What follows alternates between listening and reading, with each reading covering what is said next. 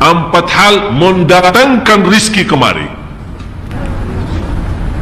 Dan empat hal, bukan Allah kasih kemudahan berarti kita berjalan mencari rizki Allah kasih. Tidak, bukan dikasih kemudahan, tapi di mana saja kita ada, posisi kita di mana saja, Allah datangkan rizki kepada kita. Yang pertama, qiyamul lail, salat malam. Yang kedua, berbanyak istighfar waktu sahur. Kalau anda tidak salat malam, jangan tinggalkan istighfar waktu sahur. Waktu sahur kapan? Kira-kira 30 minit sebelum azan.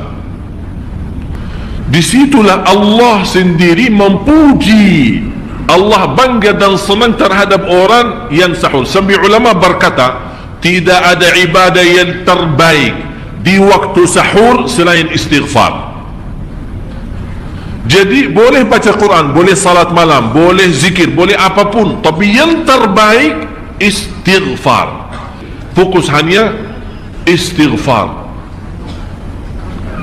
Astaghfirullah wa atubu ilaih, termasuk istighfar Allahumma anta rabbi la ilaha illa ant, yang Bapak Ibu tahu sayyidul istighfar, yang terutama, yang paling luar biasa. Allahumma anta rabbi la ilaha illa anta khalaqtani wa ana abduka wa ana ala ahdika wa wa'dika mastata'at a'udhu bika min syarri ma sana'at abu'u laka bi ni'matika alayhi wa abu'u bi dhanbi faghfirli fa innahu la yaghfiru dhunuba. Ya Allah, kalau kita fahami doa ini luar biasa.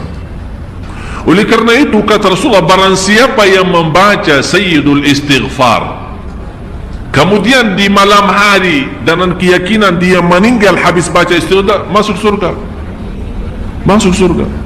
Berarti ini salah satu doa yang menjaminkan dengan mudah masuk surga.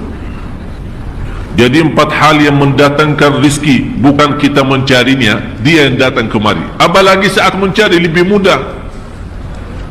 Qiyamul lail, salat malam. Tapi dalam bahasa, mohon maaf Bapak Ibu, dalam bahasa Arab disebut qiyamul lail, bukan salat. Tapi kalau diterjemahkan dalam bahasa kita salat. Tapi kenapa di situ qiyamul lail diberikan qiyamul lail?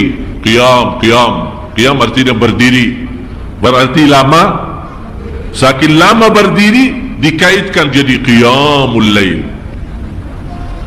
Qumil layla ya ayuhal muzammil. Apa terus? Qumil layl, berdirilah saat malam. Berdirilah, bukan salatlah malam, tidak, berdirilah malam hari. Itu dahsyatnya di situ berdiri. Qiyamul layl. Yang kedua, berbanyak istighfar. Yang ketiga, berbanyak sedekah. Sebenarnya bukan istilah berbanyak sedekah. Kadang-kadang orang bersedekah 100 juta, udah saya sudah bersedekah 100 juta. Bukan itu. Bukan yang dimaksud berbanyak sedekah itu dari sisi uang itu banyak atau sedikit, bukan. Yang dimaksud rahasia sedekah, ta'ahudus sedekah, istiqamah bersedekah. Istiqamah itu tidak menjadi masalah besar maupun kecil. Itu tidak menjadi masalah, karena bagi Allah tidak ada artinya besar maupun kecil. Kita tidak memberikan kepada Allah karena Allah maha kaya. Tapi rahasia sedekah itu kita terus menerus sedekah, siang pagi malam, siang pagi malam, pagi besok terus, minggu depan, tidak pernah berhenti. Setiap ada kesempatan selalu kita membawa sedekah. Itu namanya ta'ahudus sedekah. Ta'ahud kalau dalam bahasa sebuah janjian, seolah-olah kita ada kontrak kerjasama antara diri dengan apa? Dengan sedekah. Itu kata ta'ahud, ahad, berjanjian. Saya berjanji, seolah-olah ada berjanjian antara kita dengan sedekah. Jadi tidak boleh terlepas dari berjanjian, seolah-olah kita menghormati berjanjian. Bagaimana menghormati? Kita terus kerjasama. Kita beri, Allah ganti berkah sedekah. Kita beri lagi, Allah ganti masih terus. Kita beri, masih Allah terus ganti. Itulah dahsyatnya sedekah. Jadi Bapak Ibu, jangan nunggu hari tertentu, bulan tertentu, malam tertentu kita bersedekah. Jangan. setiap kita merasa ada berita baik, ada berita maupun ada berita buruk yang menyakiti perasaan kita di rumah tangga kita, anak kita, suami kita, istri kita, apapun, langsung segera sedekah. Disitulah rahasianya. Ikatkan seolah-olah kita sudah membuat perjanjian antara diri dan sedekah dalam segala hal, hal senang maupun hal tidak, hal bahagia maupun hal sedih, hal bangga maupun hal lagi menghadapi kesusahan, kesulitan, selalu sehat dan sakit.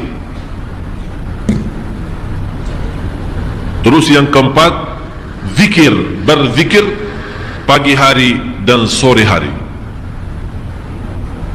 Berzikir pagi hari dan sore hari.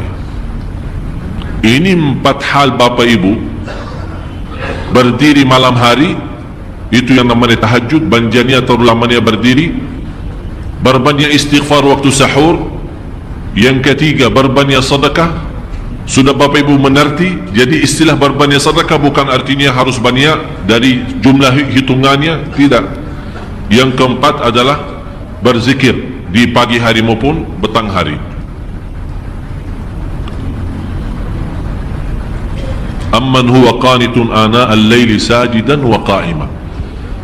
Sajidan wa qa'ima.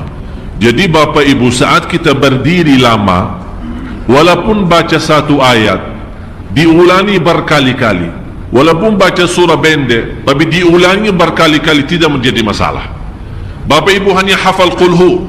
Qulhu dibaca 3 kali, pahalanya seperti baca Al-Quran 30 juz. Ada seorang salih mengajak kawannya, sudah mendekati subuh, ayo bangun salat malam dan baca sepertiga Al-Quran. Langsung orang itu menjawab, bagaimana saya baca, sebentar lagi muazan. Bacalah qul huwallahu ahad, salat malam dan qul huwallahu ahad. Jadi Bapak Ibu, yang saya harap, jangan susah fikir, ya Allah saya mau baca apaan. Tak usah susah fikir. Baca dan nikmati, yang penting nikmati bacaan. Walaupun qul huwallahu ahad setiap hari. Kalau kita pusing baca, Allah tidak akan pusing mendengar. Malah Allah paling senang mendengar bisikan bacaan dan bisikan doa kita malam hari. Allah paling senang mendengar bisikan doa munajat kita malam hari. Itu luar biasa.